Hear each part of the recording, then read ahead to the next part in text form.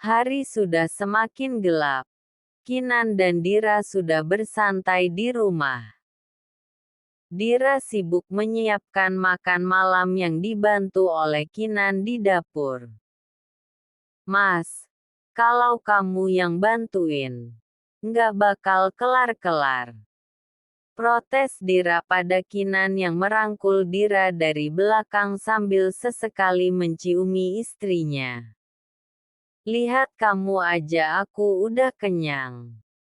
Bantah Kinan yang masih terus mengganggu. Kasihan Queen.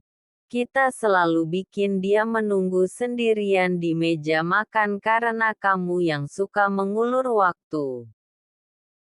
Kata Dira sambil terus memotong wortel dan kentang. Sedangkan Kinan masih bergelayut di belakang Dira. Kinan mengambil pisau dari tangan Dira.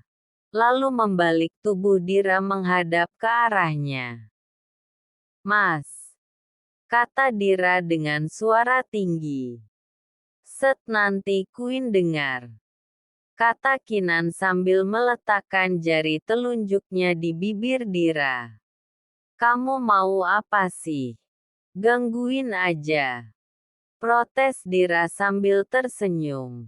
Seolah mengerti apa yang diinginkan suaminya. Kinan merangkul pinggang Dira. Lalu menyodorkan bibirnya pada Dira. Dira yang memahami kode suaminya. Sambil tersenyum lalu mendaratkan bibirnya pada bibir Kinan. Mereka pun akhirnya saling berciuman. Saling berpagutan dan saling asteris.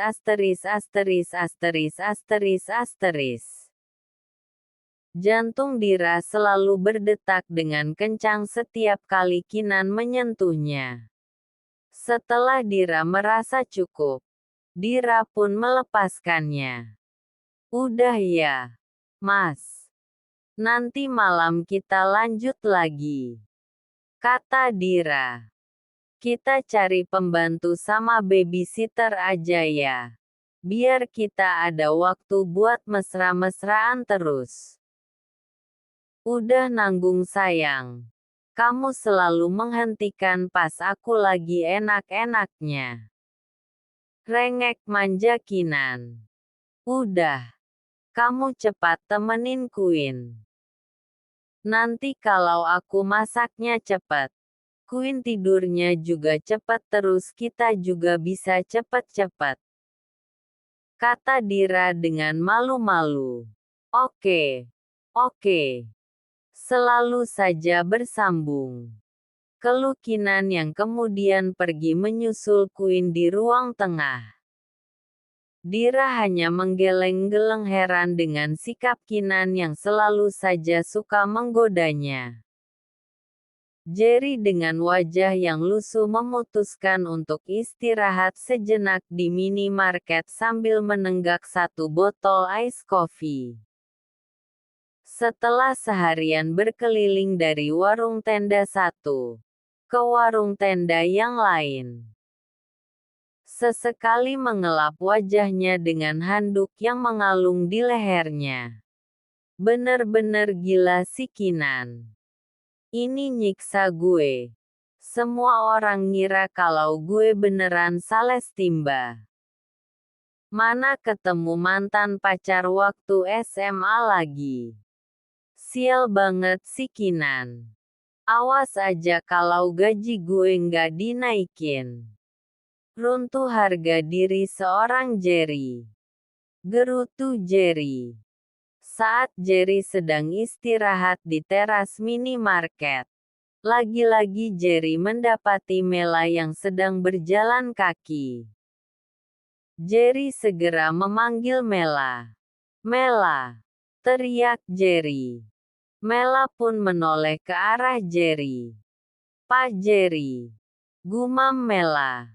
Jerry segera berlari menghampiri Mela. Pak Jerry ngapain di sini? Terus tumben kok pakaiannya begini? Tanya Mela dengan heran. Panjang ceritanya. Yang jelas ini semua karena si bos. Biasalah, kata Jerry. Naik yuk. Aku anterin kamu pulang. Tapi maaf aku bawa mobil box ini. Bukan mobil mewah aku yang biasanya. Kata Jerry dengan gaya sombongnya. Hehehe iya, Pak. Nggak apa-apa kok. Sudah ketiga kalinya. Bapak antar saya pulang. Udah nggak usah dipikirin. Kebetulan kan kita udah saling kenal. Masak iya aku mau biarin kamu sendirian. Yuk naik, kata Jerry. Mereka berdua pun segera naik ke dalam mobil.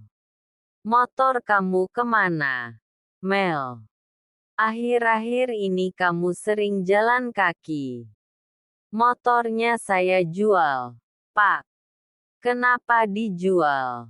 Kamu lagi ada masalah. Kamu juga selalu terlihat sedih. Nggak apa-apa kok, Pak. Jawab Mela dengan singkat.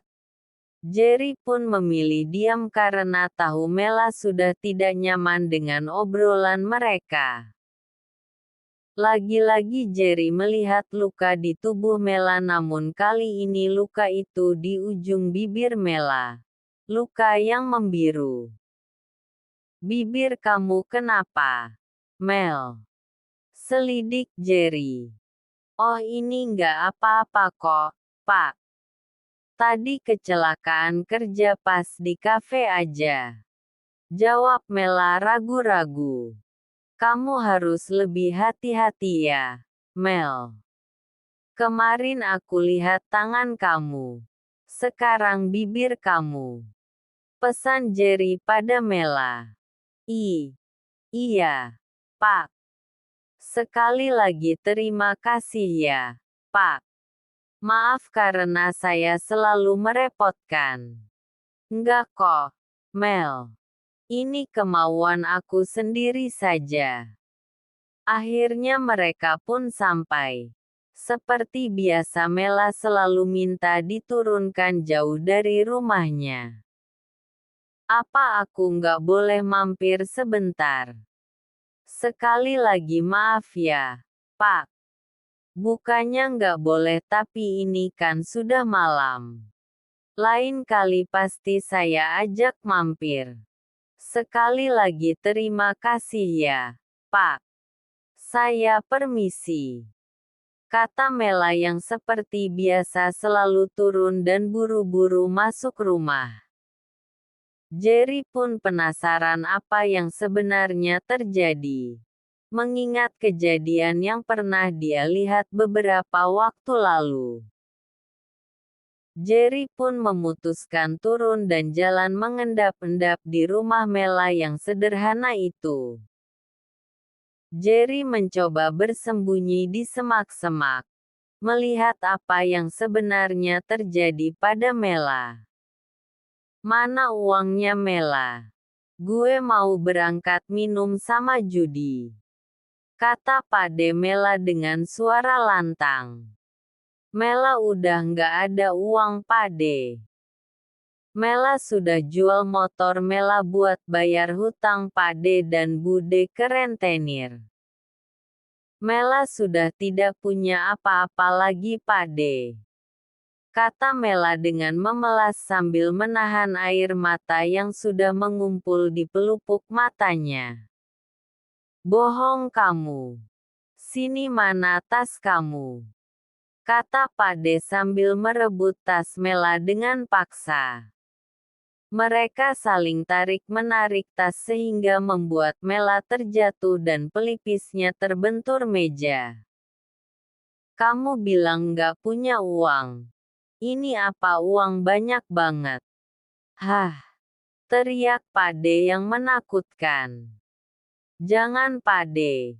Itu uang kafe untuk belanja bahan baku besok. Mela mohon Pade. Jangan Pade.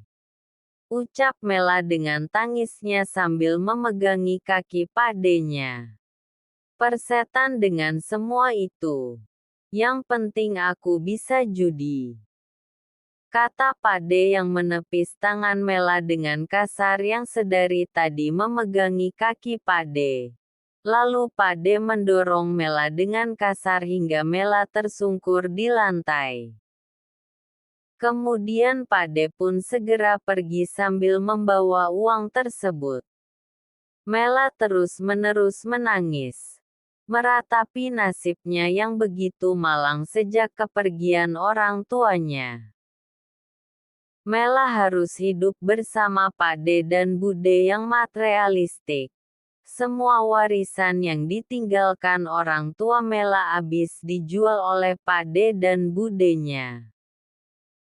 Pade dan Bude yang dianggapnya bisa menggantikan peran sebagai orang tua, justru selalu menyiksa fisik dan batinnya. Ingin pergi, namun tidak ada tempat tinggal. Hanya rumah itu yang Mela punya. Satu-satunya warisan yang tersisa dari peninggalan orang tuanya.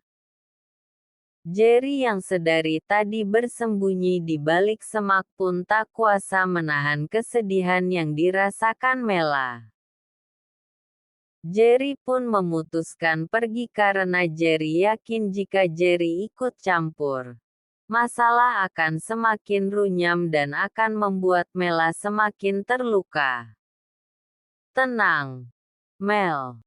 Aku pasti bantu kamu atasi semua ini. Gumam Jerry. Di dalam kamar, Kinan sudah bersiap-siap untuk bercumbu rayu namun ketukan pintu Queen membuat Kinan gagal melancarkan aksinya. Tok tok tok tok. Ma, Pa. Queen masuk. Ya. Queen takut tidur sendiri. Queen mimpi buruk. Kata Queen dari balik pintu. Iya. Sayang sebentar ya. Sahut Dira. Kinan dan Dira segera merapikan kembali pakaian mereka yang sudah berserakan. BTW yang udah nikah dan punya anak pasti pernah kan ngerasain apa yang dirasain Kinan dan Dira. Hahaha. Mas, tolong kamu bukain pintu ya. Pinta Dira yang masih membenahi pakaiannya. Kinan pun mengangguk lemas dan segera membuka pintu. Kamu mimpi apa sayang? Tanya Kinan sambil menggendong Queen lalu menidurkan di tengah-tengah mereka berdua. Queen mimpi berada di ruangan yang gelap terus dengar suara perempuan minta tolong. Apa itu Mama Queen? Cerita Queen. Kinan dan Dira tercengang mendengar cerita mimpi buruk Queen. Ya udah sini sayang sama Mama Dira. Queen di tengah ya. Sekarang Queen bobo ya. Sudah ada Mama sama Papa di sini. Ayo berdoa lagi biar mimpi buruknya nggak datang lagi. Pinta Dira sambil mengusap-usap kepala Queen. Dira mengecup kening Queen. Queen tidur sambil memeluk lengan Dira dengan sangat erat. Lalu tangan Kinan memegang tangan Queen dan Dira yang menyatu. Mas, aku kok agak gimana ya dengar cerita Queen. Mas, lebih baik kamu ikhlaskan semua masa lalu kamu yang menyakitkan. Supaya mantan istri kamu tenang di alam sana. Dan ada baiknya kalau Mas gelar pengajian di rumah lama kamu. Apa aku jual saja rumah lama aku ya? Pikir Kinan. Kalau nggak keberatan. Gimana kalau rumah lama Mas dipakai aja sebagai rumah singgah untuk anak jalanan? Setidaknya lebih bermanfaat. Boleh aja kok. Nanti aku akan urus sekalian adain pengajian di sana. Kasihan Queen. Kayaknya dia takut banget. Terima kasih ya, Mas. Sama-sama, sayang. Dira sedang berada di kantor menemani Kinan di ruangannya menyiapkan proposal kerjasama untuk pembuatan brand furniture dengan para investor dan juga Jerry sudah berada di sana. Namun tiba-tiba handphonenya berdering. Dira melihat di layar handphonenya tertera nama Pak Roni. Selamat pagi, Bu Dira. Pagi, Pak. Iya, ada apa, Pak? Maaf, Bu. Sepertinya kita ada masalah. Uang kafe yang dibawa Mela semalam dirampok jadi kita tidak bisa belanja bahan baku hari ini. Sedangkan nanti jam makan siang, ruang VIP kafe sudah di-booking untuk seminar. Cerita Pak Roni di seberang sana. Baik, Pak. Saya segera ke sana. Baik, Bu Dira. Selamat pagi. Telepon ditutup. Ada apa sayang? Kok kamu panik? Tanya Kinan. Ya, uang yang dibawa Mela hilang. Semalam katanya dirampok. Kata Dira. Kok bisa gitu sayang? Lagian si Mela kenapa nggak hati-hati sih? Ceroboh banget. Ya kan hari ini ada booking. Niat Mela sih baik buat bantu belanja tapi namanya musibah. Jangan marah dulu sayang. Ya tetap aja dia ceroboh. Kata Kinan dengan nada marah. Udah. Aku ke kafe dulu ya. Aku urus dulu. Kamu fokus sama kerjaan kamu aja. Pamit Dira sambil mengecup pipi suaminya. Waduh. Kinan tahu lagi. Gimana kalau Mela dipecat? Kasihan Mela. Gue harus secepatnya nemuin Dira. Sebelum Kinan yang bertindak. Karena cuma Dira yang bisa menenangkan Kinan. Gumam Jerry dalam hati. Ken. Gue ke toilet bentar ya. Kebelet gue. Kata Jerry beralasan. Oke. Singkat Kinan tanpa curiga. Jerry segera berlari keluar mencari Dira di tempat parkir. Jerry segera memanggil Dira yang hendak masuk ke dalam mobil Alphard hitam dengan plat nomor khusus K33 NAN. Dira. Panggil Jerry. Dira menoleh ke arah Jerry. Jerry segera menghampiri Dira. Ada apa Mas? Dir. Aku mohon jangan marahi atau pecat Mela. Kasihan Mela. Aku tahu kemana uang itu, Dir. Kata Jerry dengan khawatir. Akhirnya Jerry pun menceritakan kondisi Mela pada Dira. Supaya Dira tidak salah paham dan memarahi Mela atau bahkan memecat Mela. Mas. Meskipun aku dulu baru 2 bulan kerja di kafe dan baru sebentar mengenal Mela. Aku sudah tahu Mela orang jujur. Mas jangan khawatir ya. Aku pasti bantu Mela.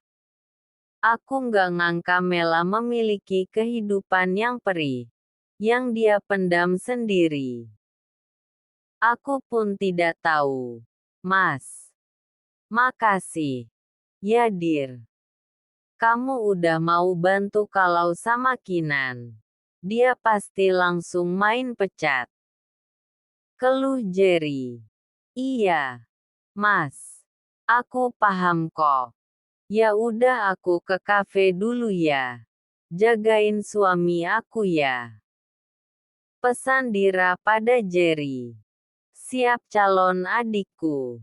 Hehehe. Bisa aja Mas Jerry ini. Dah. Pamit Dira sambil melambaikan tangan pada Jerry dan Jerry pun membalasnya. Lega. Untung sekarang ada Dira. Coba kalau dulu pasti udah main pecat aja Kinan. Gumam Jerry.